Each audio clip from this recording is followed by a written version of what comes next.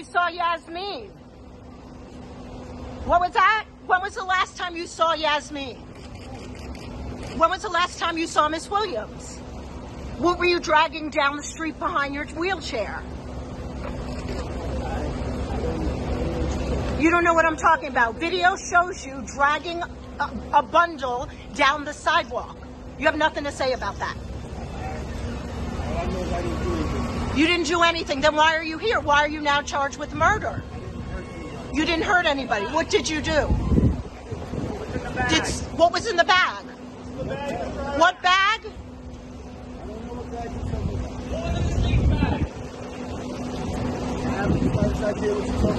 So you don't know why you're here? Why are you here? And what did they say you did to somebody? Charged with murder. For the woman you spent time with. The woman you spent time with, Miss Williams. You didn't spend time with Miss Williams? Did she live with you? She walked your dog. That's it.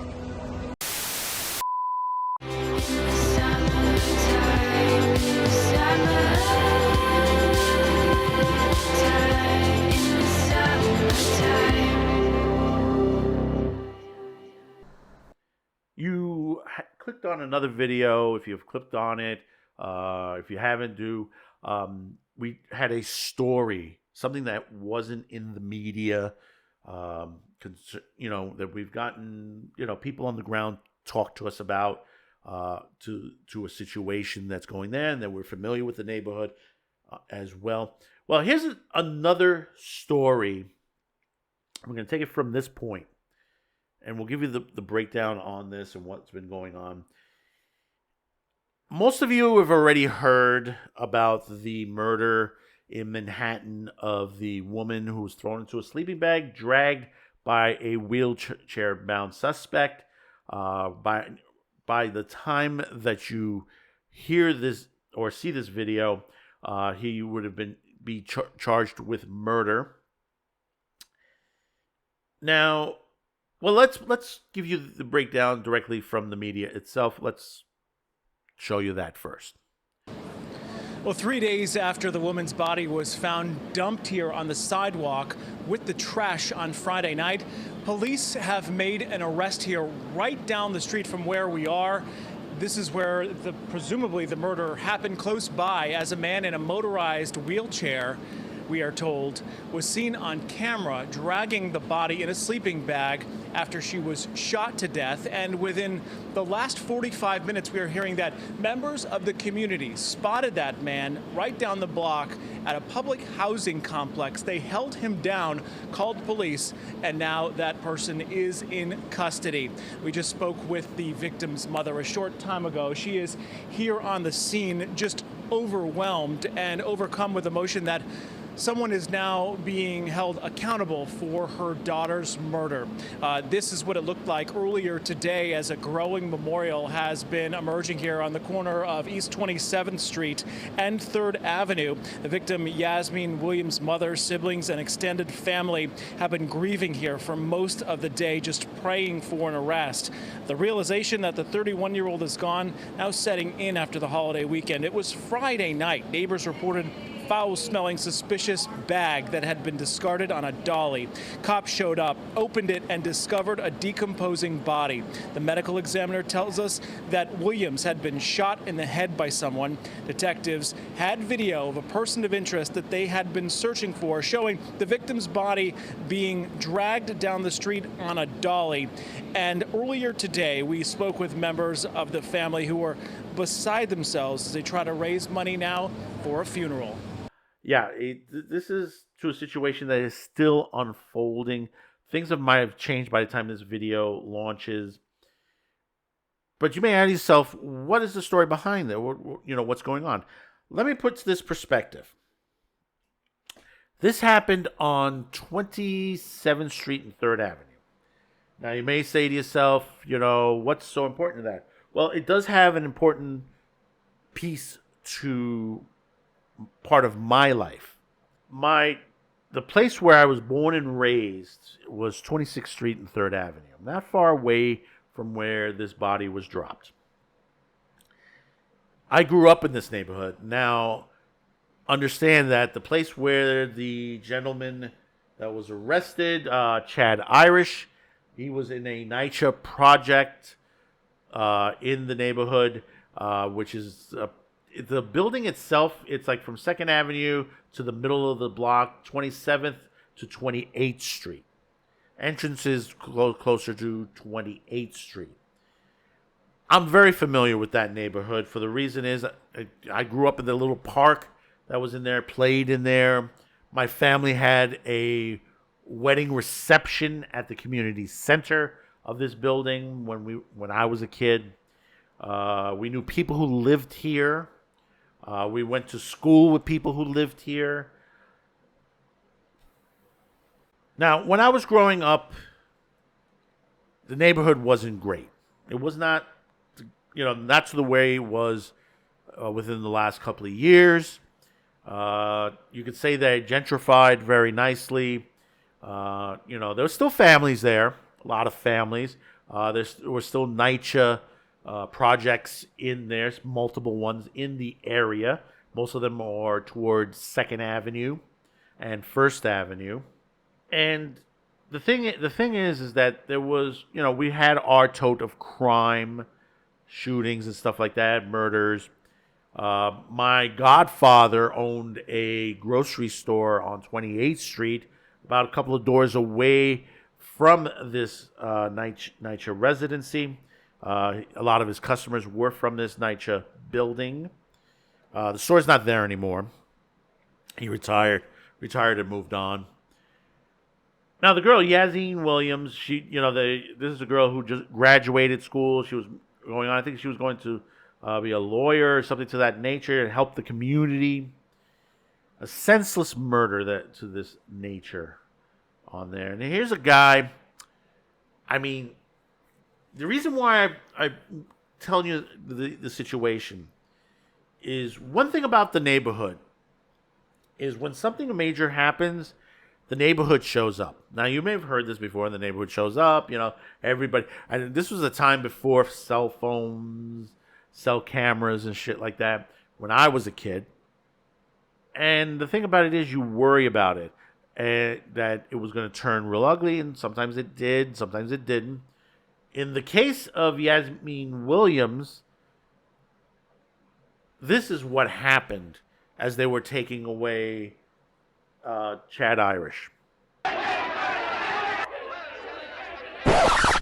Oops, wait a minute. I'm sorry. I had to throw that one in there, at least to throw a little levity to the situation, because this is such a depressing story. That's out of Frankenstein. Let's show you the true video itself on there. Just note, it gets a little cringy to the point, but you'll understand why afterwards.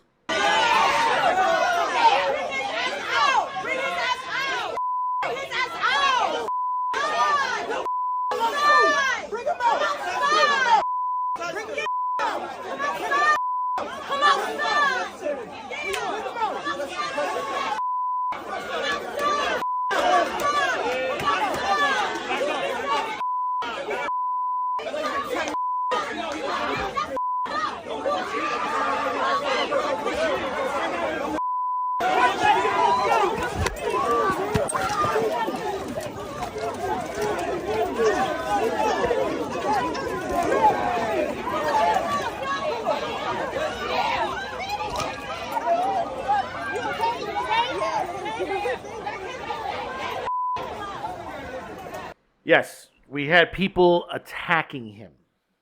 At the time, we don't know if he actually committed the murder at that time. Innocent until proven guilty. Now, according to a lot of the evidence, yeah, it's pretty much, it's pointing him. Literally, you had CBS exclusively. We're not going to show it here. No, we're not going to show it. Of him in his motorized wheelchair dragging the body up 27th Street. you see what happened with the crowd, and this is what I feared was going to happen eventually. Not New York. I thought it may have happened in Florida, it may have happened in California, Texas, somewhere else. New York, I didn't expect it to happen here.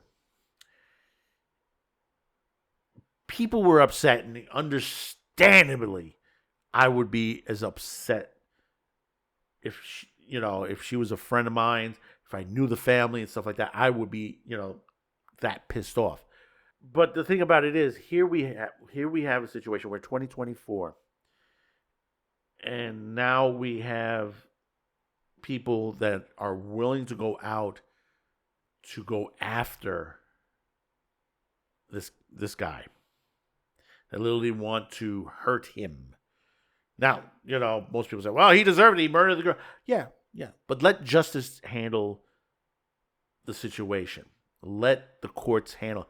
Now, as far as that, they're holding him in jail. He's been sent to booking. As far as last I heard, that when we filmed this, taped this on the 11th, that he was headed for booking.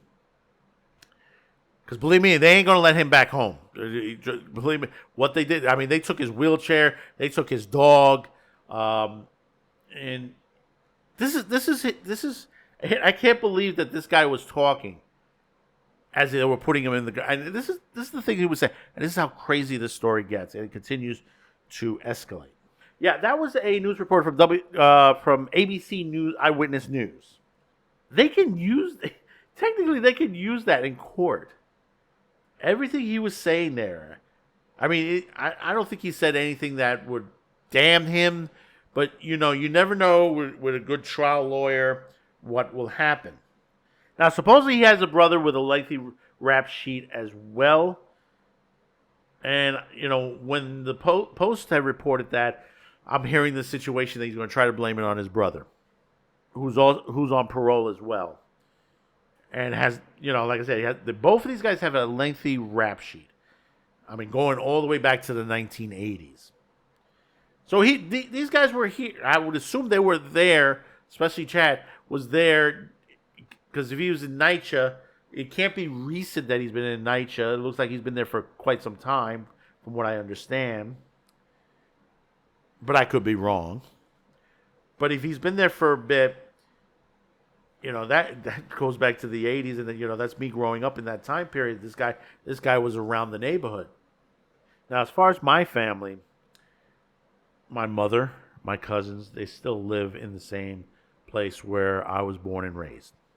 And I've discussed several times, because this is not the first incident in the neighborhood in a long time. We had over on the other side of Kips Bay, the squatters that murdered the owner and put her in luggage. And then, of course, you had actor Steve Buscemi got punched in the face on the same block where Yazmeen was tossed. Yes, that's right. The same block where Yazmeen Williams' body was left to rot was the same place same area Steve Buscemi got punched in the face. Like I said, if you've heard other videos that I've discussed about my life in NYC, is that this area used to be really, really bad back in the day.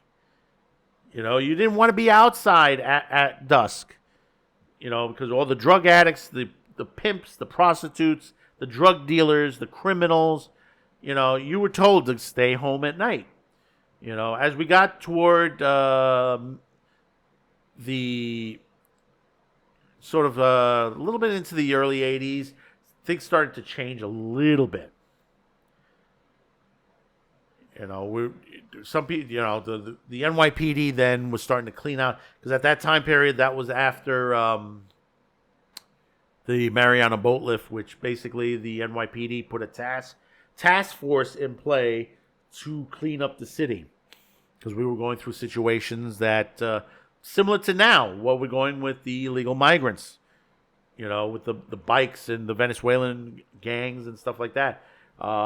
They put a task force in order to handle the Cubans and Haitians coming in from Florida after arriving on boats from their country after being let go. Some of them were criminals. They were released from the prisons. But looking at this, it just brings back memories to the neighborhood. Is this neighborhood headed back in that direction after many years of being more peaceful, being more interactive with you have situations where you had a lot of bars, bar restaurants, places where people go to see music, watch, for those who are soccer fans, they'll be there 3, 4, 5 o'clock in the morning. There was some great places, some great bars in that neighborhood. It's great food that had cropped up in that neighborhood. Even one nightclub, I forgot the name of the nightclub. It's on 29th Street, 3rd Avenue. That it was a bar and nightclub, 3 floors. People got pissed off because they had a roof garden. But like I said, you look at the past of it and the present. And I'm going to say this. I'm really going to say this. I have all respect for the NYPD. But unfortunately, our politicians, our DAs, our governor, are not doing us any well to keep the voter, their families, and everyone safe. When you have situations like this. Now, they're going to say, well, you can't get rid of all crime. Yeah, I know. But you can control to the situation. We haven't had stuff like this in a long time. Like I said, this is the powder keg. That little riot that happened when they attacked, this guy, Chad Irish. They're taking him away on a stretcher, and they still want to beat the shit out of him. Once again, control the vices. Let the courts handle it for now. Believe me, this is getting enough coverage that he's not going to be walking out easily. If he does, you're going to see a lot of people at 1PP or at the 13th precinct. There's going to be a lot of protest. I guarantee it. You have guys with DA Bragg, who's basically prosecuting political opponents in New York City, trying to use federal law, which he's not supposed to, but yet he's allowing criminals to go scot-free, illegal migrants, regular criminals that are American citizens. He's just letting them go back on the streets of New York.